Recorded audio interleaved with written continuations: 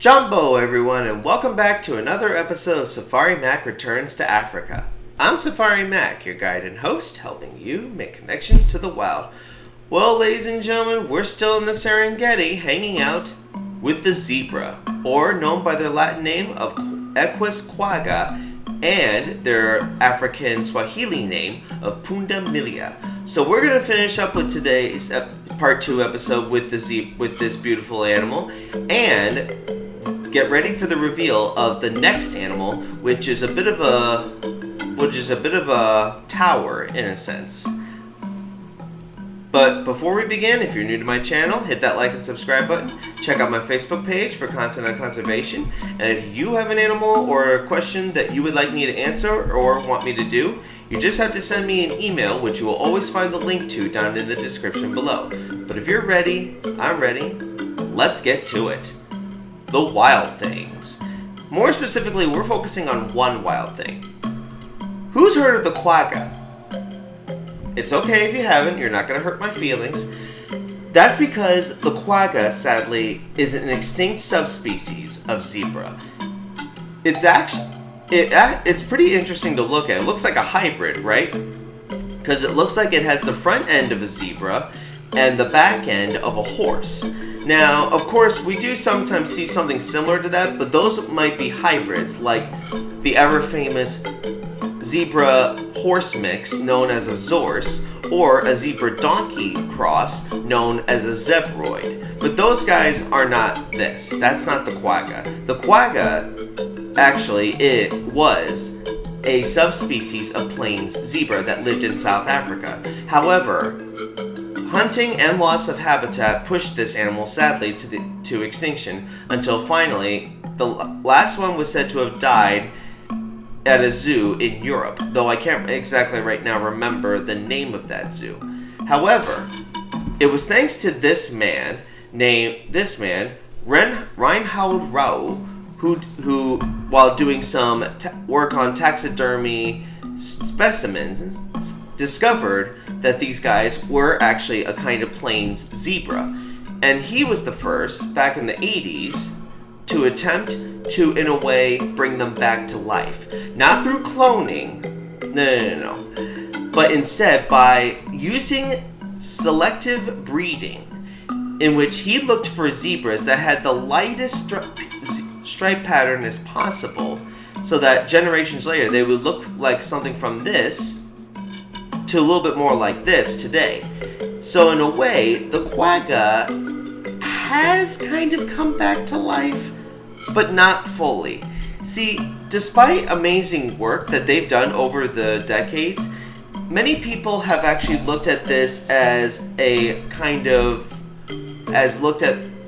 have looked at this as controversial, mostly because it's not the actual extinct animal, but more like they're just breeding it to look like the animal, and that in a way it's like they're playing God. While some people actually do support this project as a way of righting a human wrong and offering somewhat of cultural benefits through selective breeding to give it that quagga phenotype.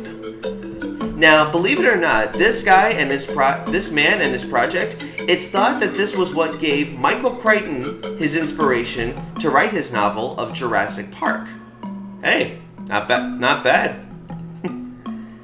Now, we're going to move on from the extinct quagga and look at the other remaining subspecies that are left and see, unfortunately, the problems and the challenges that this striped horse sadly faces. Now, right now, here I just want to pull up exactly what you're looking at. You can see the different types. There's the Grevy's zebra, which is the largest of all the zebra subspecies, the mountain zebra, and the plain zebra. Now, zebras in general are not fully endangered except for the Grevy's zebra because of their beautiful skins. Poachers have hunted these creatures for their beautiful skins as well as their meats.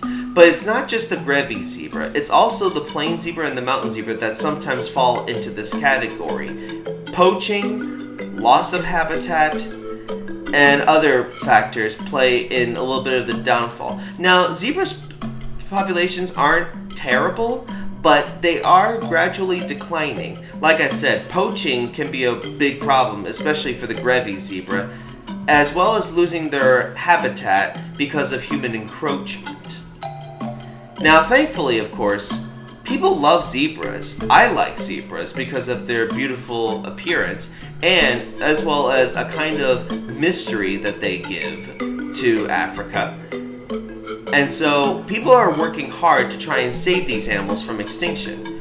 One example, of course, is doing what you can for those that are living in human care by building up strong captive or human cared populations, like these Grevy zebras here at White Oak, Florida, up in northern Florida, right on the border between it and Georgia, where they work hard to preserve Grevy zebras and other endangered animals so that if, God forbid, their wild counterparts go extinct, they can eventually work to bring them back to their natural habitat.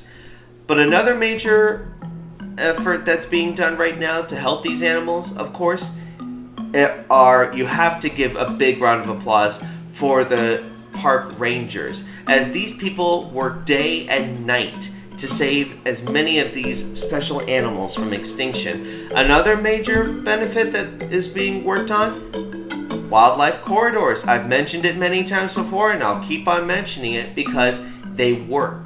They help preserve patches of wildlife where the animals can continue to move through and not have to suffer problems from being isolated from other populations in their native environment. By doing this, we're helping to preserve a future for the striped horses of Africa for generations to come.